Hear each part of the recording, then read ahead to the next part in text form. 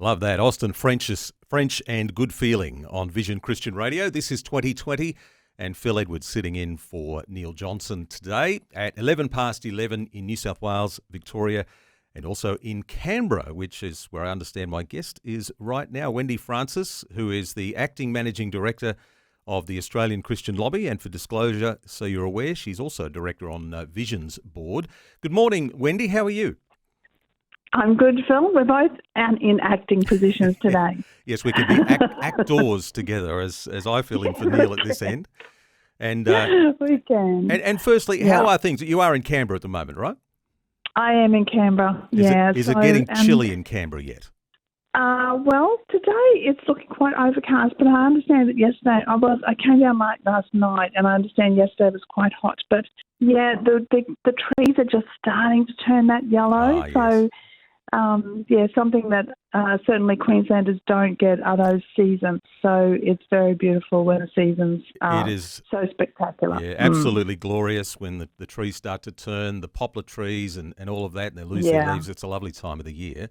It is. If only everything happened in politics was as lovely, and that's what we're going to talk about today. And there's lots going on.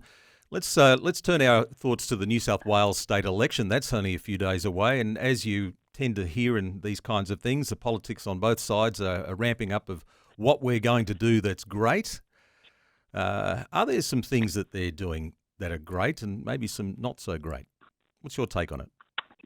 Yeah, so the main thing we're really concerned about is that both of the major parties have said that they will bring in conversion therapy laws. And so what we've seen certainly in Victoria, but in other states around the nation, are these conversion therapy laws that come in and basically they muzzle parents, but they also muzzle pastors and counsellors and even medical practitioners from advising particularly children on any way forward as far as gender confusion other than affirming them in their confusion. And so we have been concerned about this for New South Wales, with both leaders saying that they will bring in conversion therapy laws.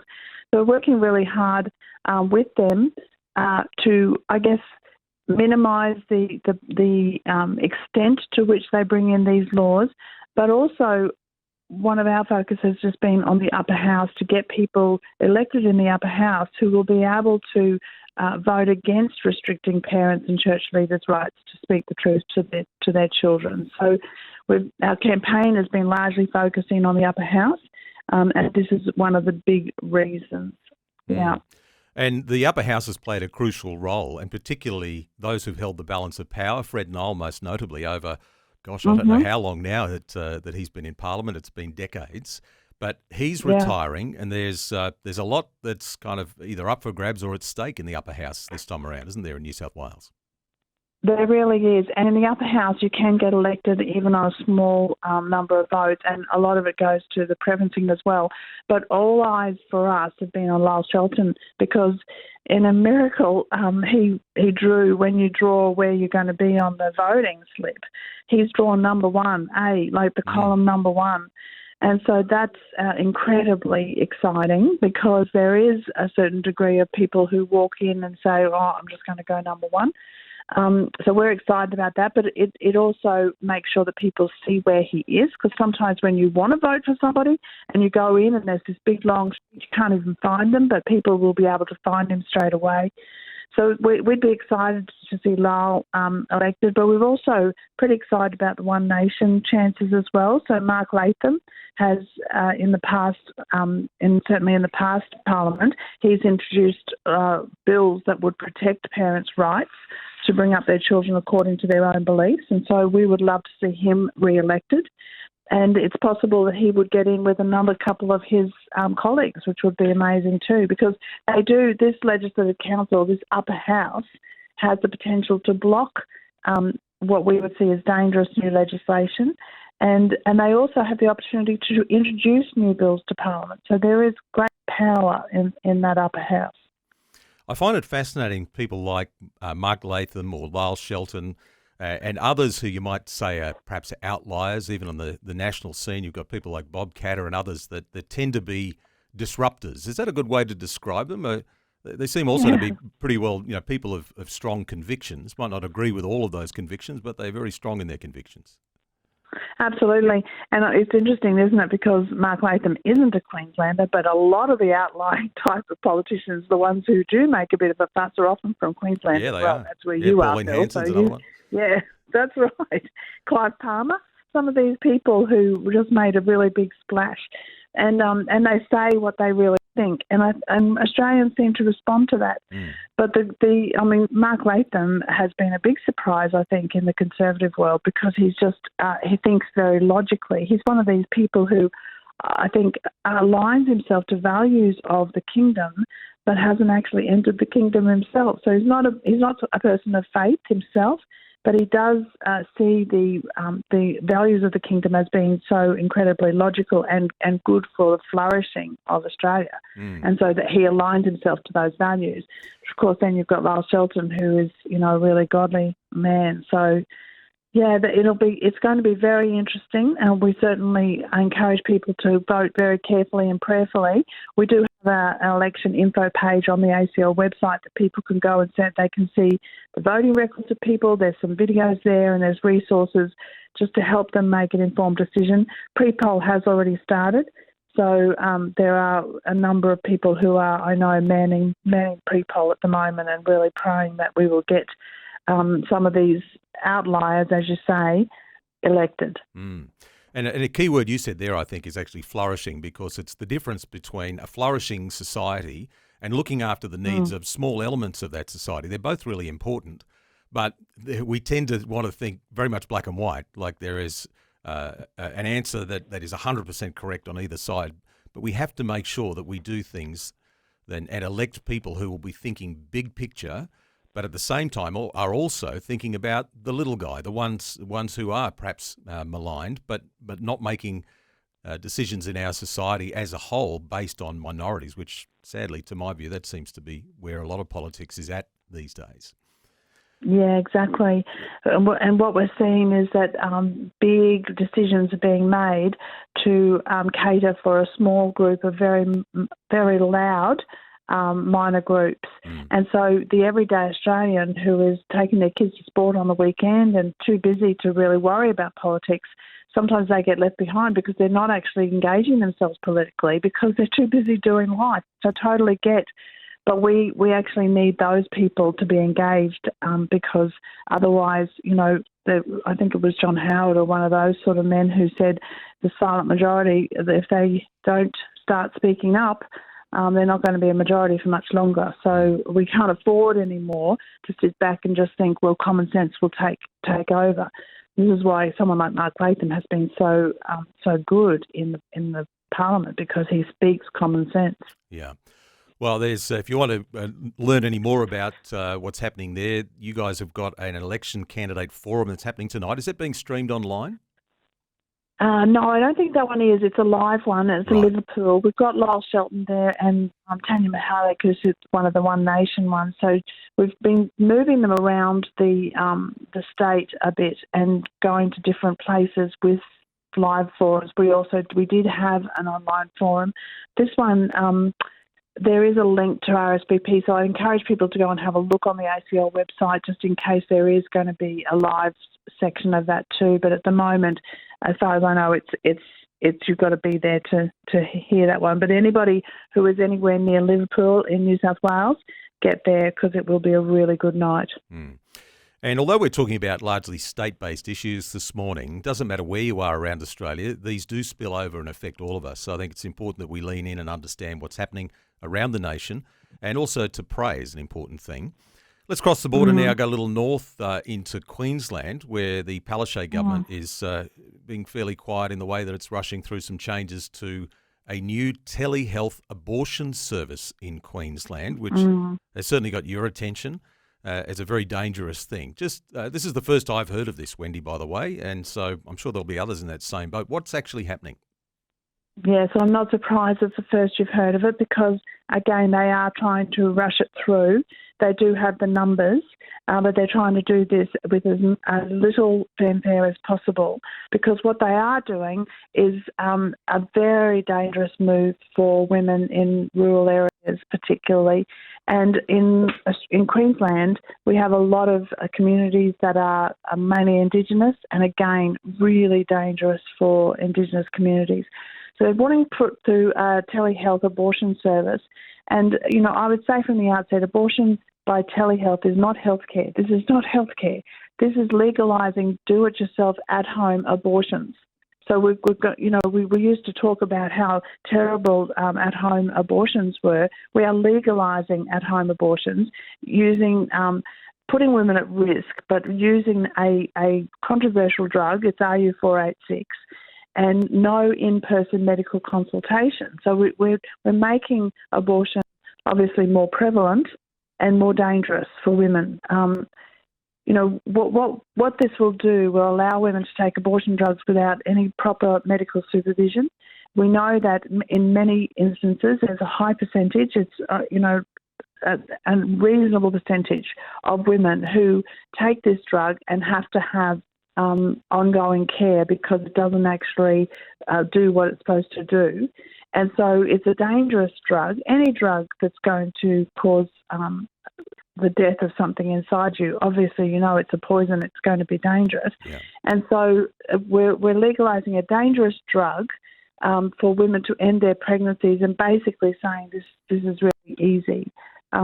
This is not something that's easy. It will dramatically increase the number of babies killed in the womb, particularly in Indigenous places, because in Indigenous areas, abortion is still something that is really frowned on because the sense of community, the sense of aunties and family are all there gathering around to care for any baby that is born. This will allow a young woman who is not secure in her pregnancy to actually think that she can actually obtain an abortion easily without anybody even knowing, and it's really a dangerous thing for her because the complications that can arise and need urgent medical care. Nobody's even aware of what she's actually taken because it's been done in secret. Sorry, you mentioned before remote or rural areas and also Indigenous people. So is this targeted toward people in places where there aren't medical care generally, the idea being to give easier access to an abortion? Is that right? That's right. So they're saying this, and this was brought up even in COVID. So during COVID time, the Queensland government brought this up that there might be a need for telehealth abortions because people can't get in to see doctors. Well, again, at the time, it was the medical fraternal actually said, no, this is actually really dangerous because we need women to be able to follow up after taking RU486 because of the high incidence of bleeding, the high incidence of it not actually completing an abortion, and so all of the infection that can come, the dangerous side effects that can come afterwards. But now all of a sudden we've got to make sure that abortion is easily accessible and free for any woman who wants to. And I think, some of the problems have arisen. Some of these people who are pushing abortion like they are has come after Roe v. Wade, and it's almost a panic that, hang on a minute, we don't want abortion services to be wound back in our country, so rather than seeing them wound back, we just want to increase them as much as we possibly can and make sure that every woman can access a free abortion whenever, wherever she wants to. But we are completely disregarding the health of our women. This is putting our women at risk. Mm. Well, engaging with these issues starts with understanding what's going on, and understand that ACL is running a webinar about that. So if you want to learn more about that's happening on Wednesday, the 29th of March, so that's next week at 7 o'clock Queensland time. This is a Queensland issue, but no doubt what happens in one state does move on and affect others. So details about that on the ACL website, I imagine there, Wendy. Thank you. Just finally today, let's talk sport. Move away from politics just for a little bit, although there's politics at the centre of this particular one. You may recall, I know you'll be well familiar, and listeners may recall that in recent times, over the last year or more, there's been some moves by the global swimming body, FINA, and also the International Rugby League body to exclude transgender participants from their women's sports on the basis of fairness. But it seems that Basketball Victoria hasn't been paying a lot of attention to that, and they're going in a different direction. They are. And this is right on the heels of as well. Like, I think just to start off this conversation, I just want to mention to people that in Canada, there has been now a record broken by a man who's identifying as a woman. He has broken the record for a women's race. Now, what this means is that women will no longer be able to actually break records in that race because he has set the bar so high. So women are being excluded from their own sport. They are no longer able to win in some of these top sports. So what Basketball Victoria are saying that they're claiming they're committed to fairness, inclusion and safety, but they're doing exactly the opposite because they're allowing natal males to compete in this semi-professional women's league. So not only are they setting the bar so high for you to get into a team, because we all know the biological and the physical attributes of a male are going to actually benefit them so much more in sport than a woman. So it's going to be harder for a woman to actually get in the team. And when you are playing a game like basketball and there is a collision, then the women are the ones who are going to come off second best. Yes. They're going to be the ones who get hurt. So there's women's opportunities in sport are actually being totally taken away from them and prejudiced against them because men are allowed to play now in these females competitions. So I find it just so frustrating. You talk to somebody like Deborah Lovely, who was the weightlifter, and she's just like infuriated that men now are taking the place of women in a sport that women fought for so long to actually have a place in.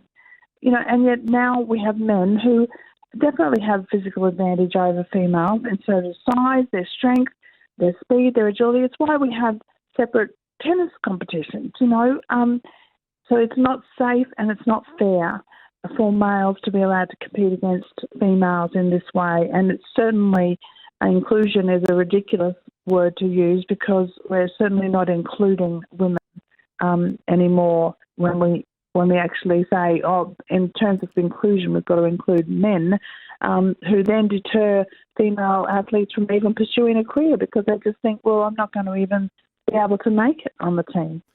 Yeah, it's pretty crazy when you think it through, because if you took that inclusion argument, you'd basically say, well, there are no gender-based sports at all. It's a free-for-all for anybody to participate in anything, and including to the point of, well, I'm actually not that good at basketball, but I should be able to play as well. Where do you stop here? And it seems to me the line should be fairly clear that it's based on your ability, and part of that is driven by your physical attributes. Exactly, and so it is based on our ability, but we should have there should be a fair playing field. So my ability should be based on another woman's ability as well, not against a man who I will never be able to actually beat in terms of size, in terms of speed, in terms of strength. A man's body is built differently to a woman's, and so the strength is going to be more favourable to a man, and across the board. So, we do want an equal playing field, but that is woman against woman and man against man. And that's Basketball Victoria who are doing that at the moment. I'm sure that if you're passionate about this, then you might like to get in contact with them. I know that the ACL are encouraging them in the opposite direction of where they're heading at the moment. And just finally, Wendy, as we wrap up here, there's a high-stakes by-election just staying in Victoria at the moment in Aston coming up on the 1st of April. It's seen as the first electoral judgment of how well the Albanese government has responded to the cost of living crisis, with 41%, huge number of residents in that electorate having a mortgage, and there's been 10 consecutive interest rates that everybody's feeling at the moment. It'll be interesting to see how that one goes. Yeah, it really is interesting because it is a test, I guess, of how people are judging the Albanese government. And so it will be interesting to watch. Sadly, when it comes to the issues that really concern us in terms of parental rights, particularly in Victoria, of education, we have not been able to get either the government or the opposition to really engage on some of these more important issues. And I'm not saying that the cost of living is not important, because it really is. But when you're talking to parents about their children who are being taught in school that they can change their gender at any time of the day, and they don't even have to talk to get permission from their parents, that's really important to parents as well. So we found it hard to engage with the government on this, but that is one of the areas that we're really trying to highlight in terms of this Aston by-election, because also in Aston, in the electorate of Aston, there is a high number of Christian schools, for instance.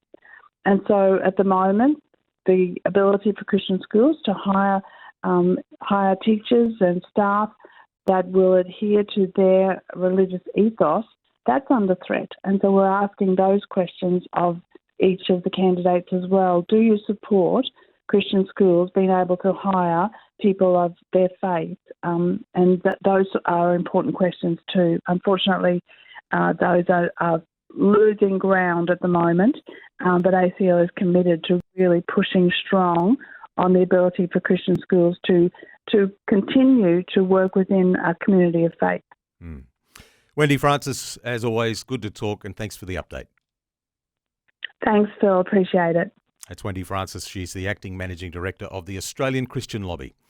Coming up shortly, we're going to be talking about that dirty four-letter word, work, and indeed a 4-day working week. What do you think about that? It's an idea that's been gaining a bit of traction and floating around. What does it mean for employees and employers? A 4-day working week. My guest is someone who's well familiar with work. He's a leadership legacy coach, a speaker and a trainer. Ivan Ang is going to be talking to us very shortly. Stay with us. This is 2020 on Vision.